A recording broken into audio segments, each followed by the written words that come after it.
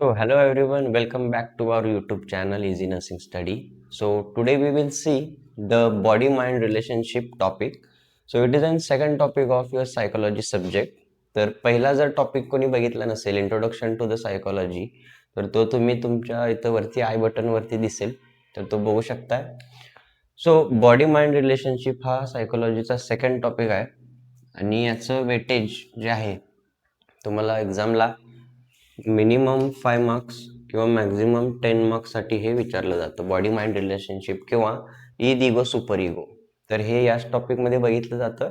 तर सगळ्यात पहिल्यांदा आपण बघूया इंट्रोडक्शन. सो आता याच्या नावावरून कळते की बॉडी माइंड रिलेशनशिप. मग यात बघायचं काय आपल्याला बॉडी आणि माइंडचं रिलेशनशिप काय आहे. तर बॉडी आणि माइंड दोन्ही ॲट द सेम टाइम कसं वर्क करतात. आपण याच्या आधी पहिल्या टॉपिकमध्ये बघितलेलं आहे what is mind. So our psychology subject deals with the mind. तर यामध्येच आपण बघायचं आहे introduction. So the body mind relationship is an study of behavioural functions of the nervous system. तर बॉडी माइंड रिलेशनशिप काय आहे तर हे बिहेवियरल फंक्शन स्टडी करतं. बिहेवियरल फंक्शन स्टडी करतं तर कशाचं करतं हे नर्वस सिस्टमचं बिहेवियरल फंक्शन स्टडी करतं. नेक्स्ट आहे it is an aspect of human behavior and mental functioning which can alter or regulates the body organ, muscles and glands. तर यामध्येच काय बघितलं जातं बॉडी माइंड रिलेशनशिपमध्ये आपण कशाचा स्टडी करतो तर human behaviour and mental functioning which can alter or रेग्युलेट्स. Alter or रेग्युलेट्स म्हणजे काय एकतर ते डिस्टर्ब करू शकतं किंवा रेग्युलेट करू शकतं. काय रेग्युलेट करू शकतं तर बॉडी ऑर्गन असेल, मसल्स असतील, ग्लँड्स असतील. तर या बॉडी ऑर्गन्स, मसल्स आणि ग्लँड्सचा रोल कुठे येतो तर बॉडी आणि माइंड या दोघांचं एकतरी अल्टर करण्यासाठी किंवा रेग्युलेट करण्यासाठी. तर याच्यानंतर आपण बघतोय की the body and the mind are interrelated and interact upon each other. That is mental functions and physical functions affect each other. आता हे कसं काय तर बॉडी आणि माइंड आर इंटर रिलेटेड किंवा इंटरॅक्ट अपॉन ईच अदर. ते एकामेकावरती अवलंबून आहेत.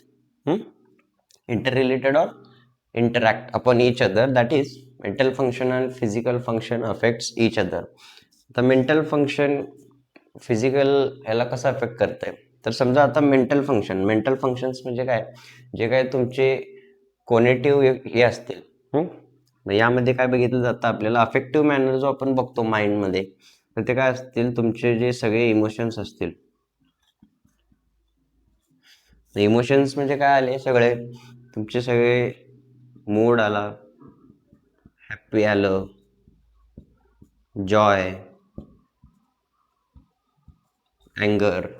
तर ते हे सगळे आहेत इमोशन्स. मग हे कशाच्या अंडर येतात मेंटल फंक्शन. मग त्याच्यानंतर फिजिकल फंक्शनमध्ये काय येतं समजा एखादा एक इंडिव्हिज्युअल जर अँगर इमोशनमध्ये असेल, रागात असेल तर ते फिजिकल फंक्शनला कसं अफेक्ट करतं तर फिजिकल फंक्शनला कसं अफेक्ट करतं तर त्याचा ब्लड फ्लो किंवा ब्लड प्रेशर राईज व्हायला चालू होतं. मग मेंटल फंक्शन जे असतं आता अँगर जर एखाद्यामध्ये बघायला भेटला तर त्याचा फिजिकल फंक्शनमध्ये कसा इफेक्ट होतो तर त्याला increased BP, increased blood pressure आपल्याला बघायला भेटतं. त्याच्यानंतर इन्क्रीज्ड रेस्पिरेशन. तर हेच आहे मेंटल फंक्शन फिजिकल फंक्शनला अफेक्ट करतं. यातच आपल्याला बघायचं आहे की body mind relationship. So the body and mind are interrelated and interact upon each other. That is mental functions and physical functions affect each other. Then specially emotions are the combinations of bodily functioning and mental processes. आपण इथंच बघितलेलं आहे तेच आहे specially emotions are the combinations of bodily functioning and mental process. That is when body provides energy to fight or cope then mind contribute to understanding. Body आणि mind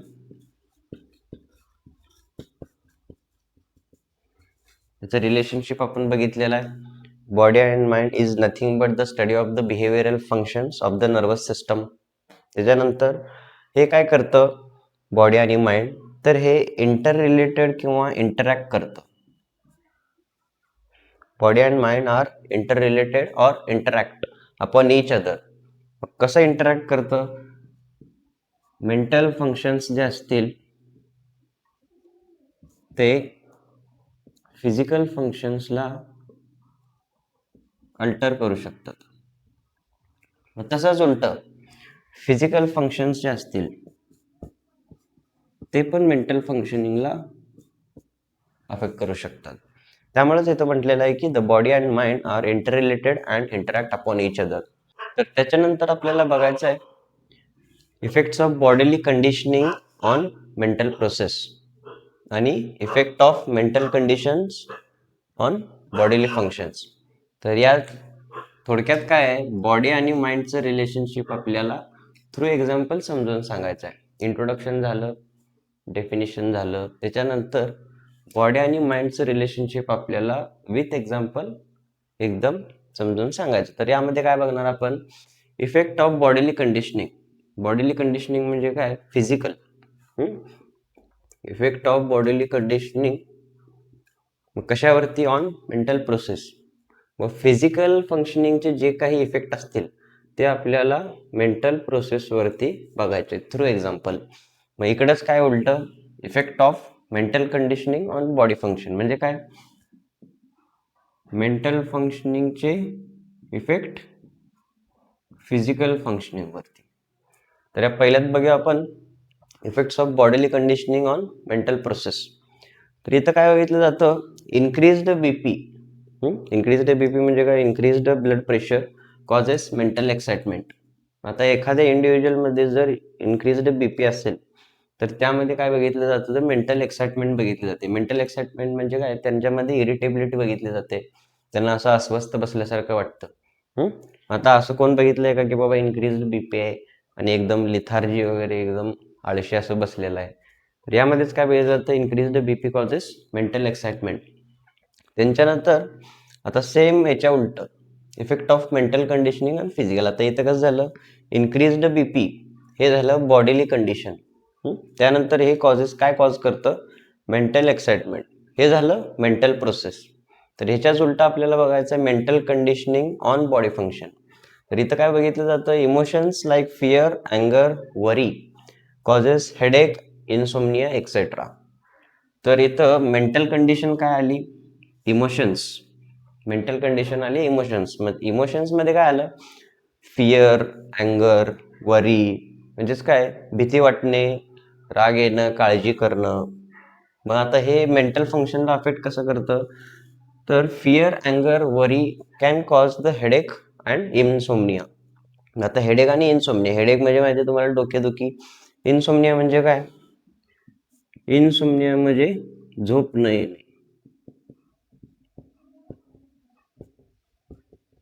insomnia म्हणजे झोप न येणे.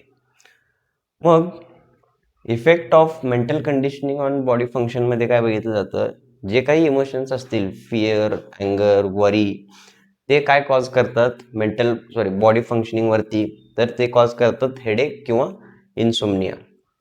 त्याच्यानंतर next example, severe pain can cause reduced concentration level.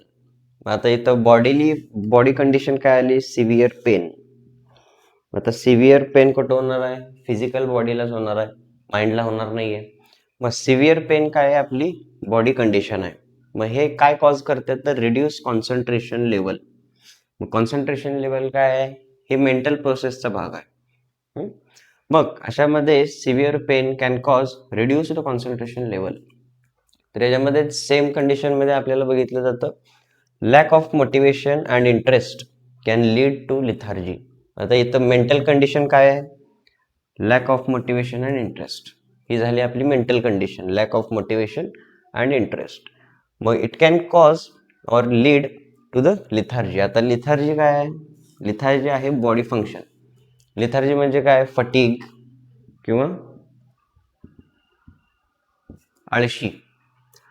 मग इथं काय बघितलं जातं, lack of motivation, interest can lead to the lethargy. आता ज्याच्या आयुष्यात काही मोटिवेशन नसेल, काही इंटरेस्ट नसेल, तुम्ही घरात बसून आहे, तुमचं जेवण वगैरे झालेलं आहे सगळं, तुम्हाला काही इंटरेस्ट नसेल, मोटिवेशन नसेल, तर काय करणार आहे तुम्ही, काय तुमच्याकडे नाहीच आहे करायला, मग काय करणार आहे तुम्ही, लिथार्जी किंवा फटीग होऊन जात आहे, कारण तुमच्याकडे काही इंटरेस्ट किंवा मोटिवेशनच नाहीये.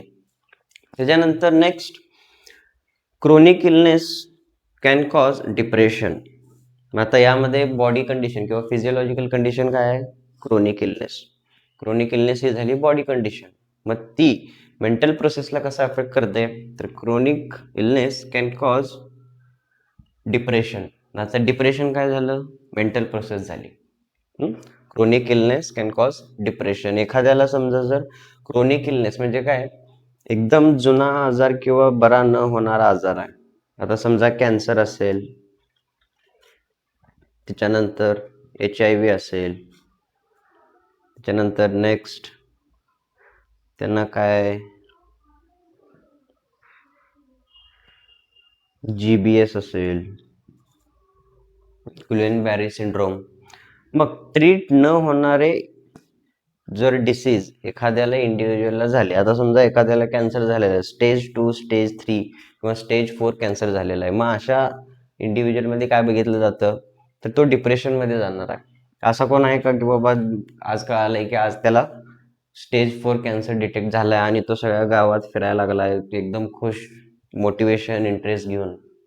ऑब्व्हियसली त्याचा मोटिवेशन इंटरेस्ट लॅक होणार आहे, लूज होणार आहे, कारण त्याला त्याचे डेथचं पुढं विचार करून तो ॲक्च्युली डिप्रेशनमध्ये जाणार आहे. मग क्रोनिक इलनेस जे असतील ते डिप्रेशन कॉज करू शकतात. त्याच्यानंतर नेक्स्ट आहे आपलं emotional conflict can cause peptic ulcers and ulcerative colitis. मग आता इमोशनल कॉन्फ्लिक्ट म्हणजे काय, इमोशनल कॉन्फ्लिक्ट झालं mental condition, emotional conflict.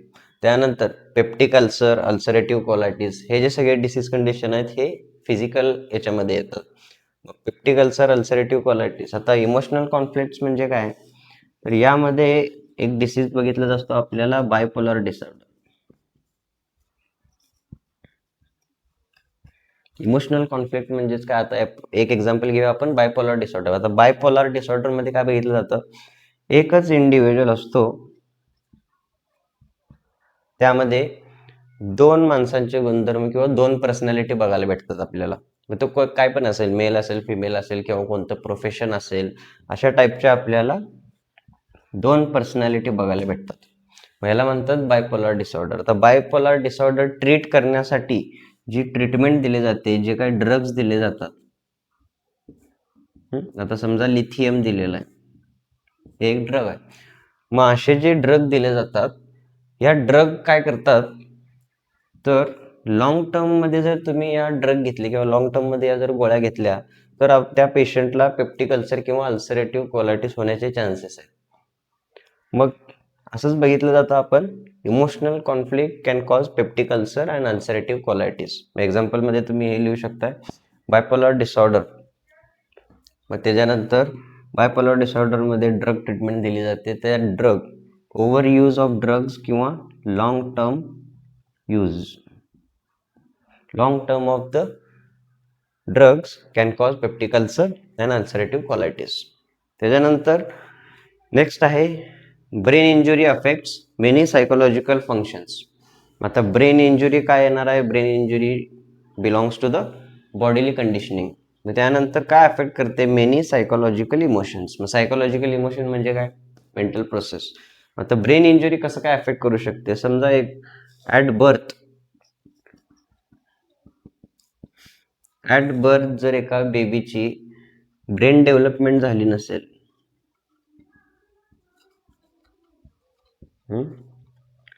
Brain development झालेली नाहीये, मग त्या बेबीमध्ये काय बघितलं जातं, त्या बेबीला काय म्हणलं जातं, MR म्हणलं जातं. MR म्हणजे काय, मेंटल रिटार्डेशन. मेंटल रिटार्डेशन म्हणजे काय, ते बेबी उद्या पुढं मोठं जर झालं, तर मोठं झाल्यानंतर त्याचं फिजिओलॉजिकल एज किती पण असू दे, समजा त्याचं असेल फिजिओलॉजिकल एज 20, पण त्याचं जे माइंड आहे किंवा त्याची जी इंटेलेक्च्युअल एज आहे ते एक बेबीच असणार. मग ते 3 वर्षाचं असेल किंवा 4 वर्षाचं असेल. मग हे काय केलं, अफेक्ट केलं जातं. ब्रेन इंजुरी किंवा जर ब्रेन डेव्हलपमेंट एखाद्या बेबीमध्ये झालं नसेल, आता ब्रेन डेव्हलपमेंट न होणं ही काय आहे, फिजिकल कंडिशन आहे. ब्रेन डेव्हलप झालेलं नाही आहे, फिजिकल कंडिशन आहे. पण त्याच्यानंतर मेंटल रिटार्डेशन काय आहे, ही मेंटल प्रोसेस आहे. असंच त्याच्यानंतर ब्रेन इंजुरी परत RTA जर झालं, RTA म्हणजे काय, रोड ट्रॅफिक ऍक्सिडेंट. आता एखाद्यामध्ये जर RTA झाला, रोड ट्रॅफिक ऍक्सिडेंट झाला, बाईकमध्ये कारमध्ये काय ऍक्सिडेंट झाला त्याचा, मग रोड ट्रॅफिक ऍक्सिडेंट झाल्यानंतर त्याला ब्रेन इंजुरी झाली. Brain injury belongs to the body condition. मग त्याचा आपल्याला इफेक्ट कुठं दिसणार आहे, समजा त्याचे काय ब्रेन जर पूर्ण डॅमेज झाला, मग यामध्ये अल्झायमर बघितलं जातं. अल्झायमर म्हणजे काय, अल्झायमर म्हणजे विसरणं किंवा विसरभोळा पडणं. मग आता यामध्ये पूर्ण सगळं विसरू शकतो तो, त्याचं नाव विसरू शकतोय, गाव, डेट ऑफ बर्थ, त्यानंतर स्वतःचा मोबाईल नंबर, स्वतःचा ॲड्रेस, हे सगळं विसरू शकतोय. मग अल्झायमर ही काय आहे, अल्झायमर ही मेंटल फंक्शनिंग किंवा मेंटल प्रोसेसचा भाग आहे. अल्झायमर हा डिसीज कशामध्ये येतोय, सायकोलॉजीमध्ये किंवा सायकॅट्रिकमध्ये येतोय. फिजिओलॉजिकलमध्ये येणार आहे का, नाही. मग RTA म्हणजे समजा एखाद्या इंडिव्हिज्युअलमध्ये रोड ट्रॅफिक ॲक्सिडेंटमध्ये कार ॲक्सिडेंट झाला, बाईक ॲक्सिडेंट झाला, मग त्याच्या ब्रेन इंजुरी झाली, मग ते काय अफेक्ट करतं, मेनी सायकोलॉजिकल फंक्शन्स. मग आता एखाद्याला जर अल्झायमर झाला तर त्याचे डे टू डेचे जे सगळे समजा डे टू डे वर्किंगचे जर टास्क असतील ते पण त्याला करायला जमणार नाहीत. मेनी सायकोलॉजिकल फंक्शन म्हणजे काय, त्याला उठून आपल्याला ब्रश करायचा आहे हे पण लक्षात नाही राहणार, आपल्याला टॉयलेटला जायचं हे पण नाही लक्षात राहणार. मग हे का लक्षात नाही राहणार, कारण he is suffering from the Alzheimer's. तर हेच आहे बॉडी माइंड रिलेशनशिप. जर तुम्हाला 5 मार्काला जर क्वेश्चन आला बॉडी माइंड रिलेशनशिप, सगळ्यात पहिल्यांदा लिहायचा इंट्रोडक्शन. इंट्रोडक्शन लिहिलं, डेफिनेशन लिहिलं, त्याच्यानंतर सेम असा चार्ट करायचा. मग त्यामध्ये पहिल्या ह्याच्यामध्ये effect of bodily conditioning on mental process, आणि दुसरा आहे effect of mental conditioning on body functions. दोन्हीचा जास्त कन्फ्यूज नाही व्हायचं, दोन्हीचा अर्थ सेम आहे. इकडे बघा, बॉडी कंडिशनचा इफेक्ट कशावरती होणार, मेंटल प्रोसेसवरती. सेम ह्याच्या वाईस वर्सा उलटं घ्यायचं, effect of mental conditioning on body functions. मग यामध्ये एक एक एक्झाम्पल लिहायचे.